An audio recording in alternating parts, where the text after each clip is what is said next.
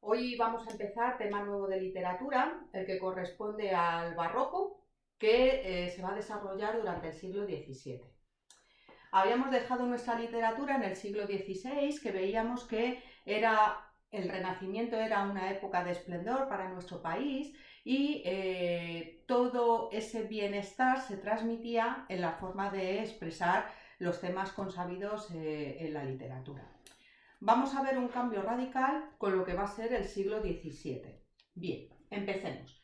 ¿A qué llamamos barroco? La definición que daríamos sería la corriente artística y cultural que se desarrolla en Europa durante el siglo XVII, no solo en España, por supuesto.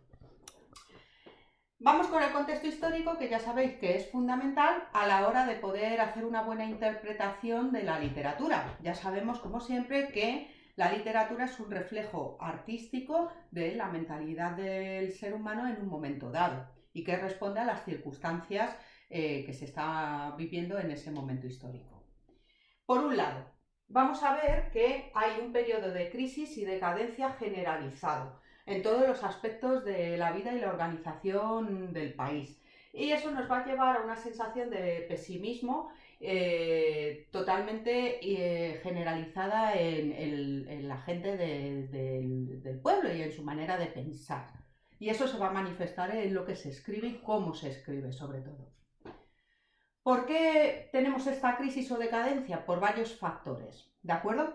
Primero, vamos a ver que tenemos una crisis demográfica, es decir, el número de población desciende vertiginosamente en nuestro país. ¿Por qué? Pues debido a los enfrentamientos bélicos, a las guerras que estamos manteniendo, a malas cosechas, hambrunas, epidemias, etcétera, ¿vale? Diversas cuestiones que hacen que el número de población disminuya drásticamente.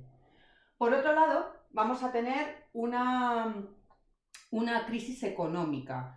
Primero, lógicamente, como consecuencia de la demográfica, pero también vamos a ver un paulatino y cada vez más profundo endeudamiento de la corona, debido a las múltiples guerras que tiene que sostener para seguir manteniendo las múltiples posesiones que tenemos en los diversos sitios que ocupan nuestro país.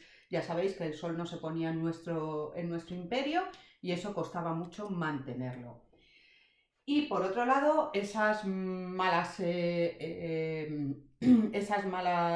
cosechas, esas hambrunas, etcétera, también incide en ello.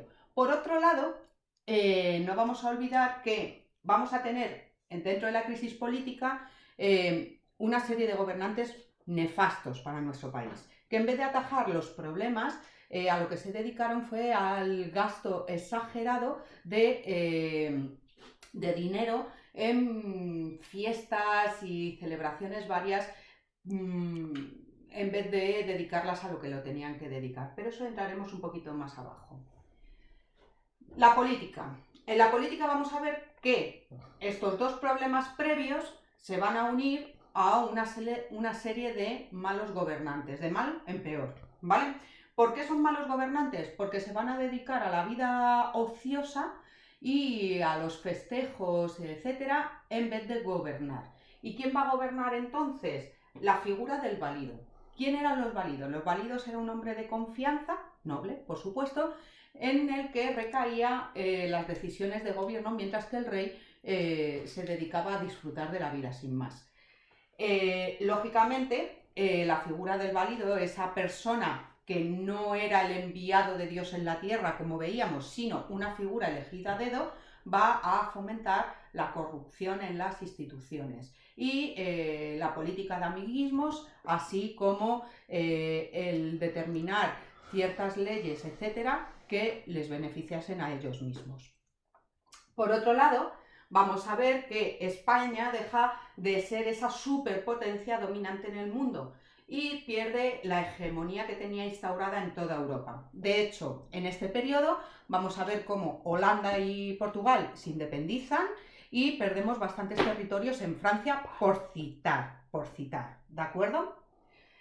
Lógicamente, todo esto que se está viviendo en el país va a llevar a problemas sociales, ¿vale?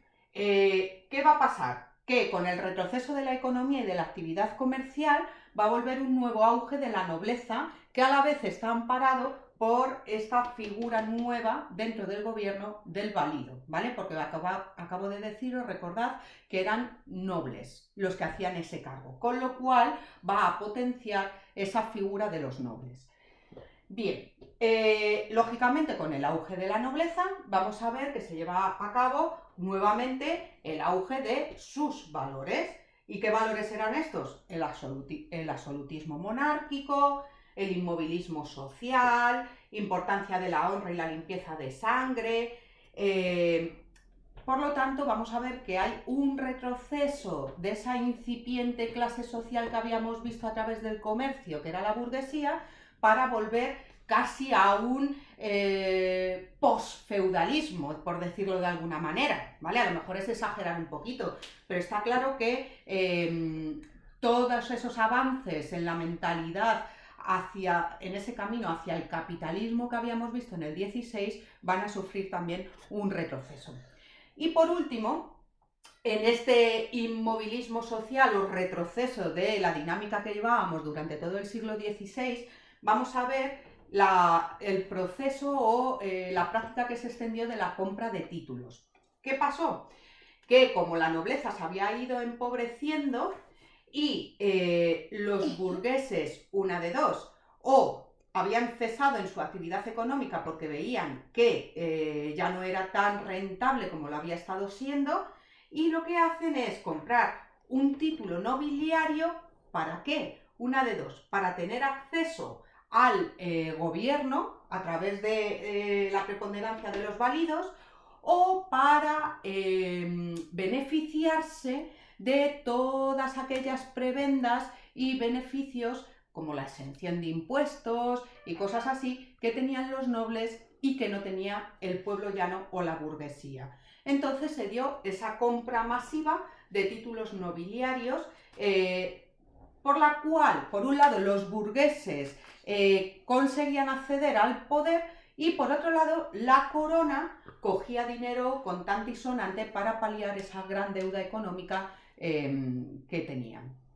Bien, lógicamente, ¿vale? Todo esto es un retroceso, como decíamos, en la línea evolutiva que llevábamos de carácter social, político y económico que llevábamos en el siglo XVI.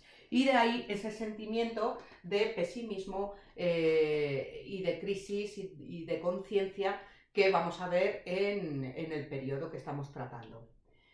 Por último, acordaros que a partir de mitad del siglo XVI se inició la Contrarreforma. Quien no se acuerde, por favor, vista atrás en los apuntes. Entonces, la Contrarreforma triunfa, lógicamente, porque los nobles vuelven a ganar poder. Vale, como los nobles también pertenecían, los altos cargos pertenecían a la Iglesia y nuevamente cogen importancia en el gobierno, ¿qué pasa? Que estos valores de la Contrarreforma y de la Iglesia Católica van a imponer nuevamente una religiosidad conservadora y muy, muy intransigente, ¿vale? Quedando perfectamente establecido qué estaba permitido, qué no estaba permitido. Por supuesto, la institución de la Inquisición, con toda su censura, persecuciones, etcétera, etcétera, ¿vale? Y así os presento lo que va a ser el escenario en el que se va a desempeñar o se va a desarrollar la literatura del barroco, y en los siguientes vídeos paso ya a contaros lo que es por géneros literarios las características de la literatura como tal. Bien, nos vemos en el segundo vídeo.